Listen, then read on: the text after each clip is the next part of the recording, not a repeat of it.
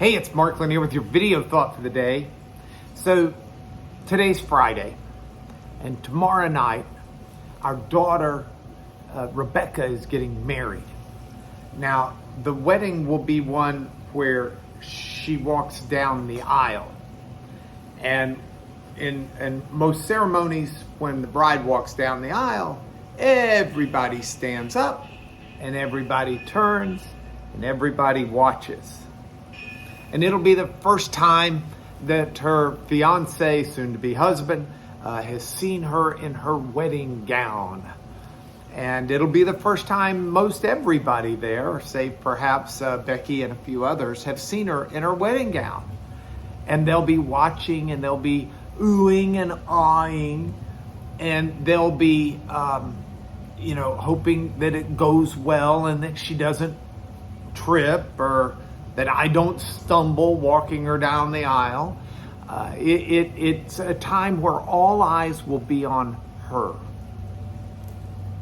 And I like that to end this week, because this week I've been talking about the biblical idea of eyes.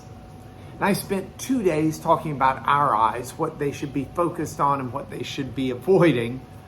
And then I spent 2 days talking about the eyes of God, how nothing is too big in his eyes. He can do everything, as powerful as he is, and there's nothing that escapes his eyes. He's able to see everything. I thought I might end the week, however, talking about the eyes of others. You and I live in a world where people see us. They watch us. They try to figure out who we really are. Not just what we say, but what we do. And there's often a big difference between those two, and yet there should not be a difference. When Paul wrote a letter to a church in Thessaloniki, it's called 1 Thessalonians. In the 4th chapter, the 12th verse, he talks about how important it is to live properly before outsiders.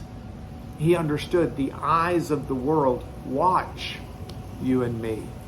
They watch what we do.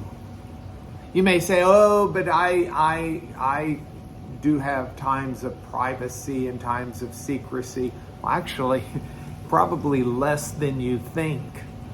Because people not only watch what you do, but social media puts so much of what we do out there in front of the whole world.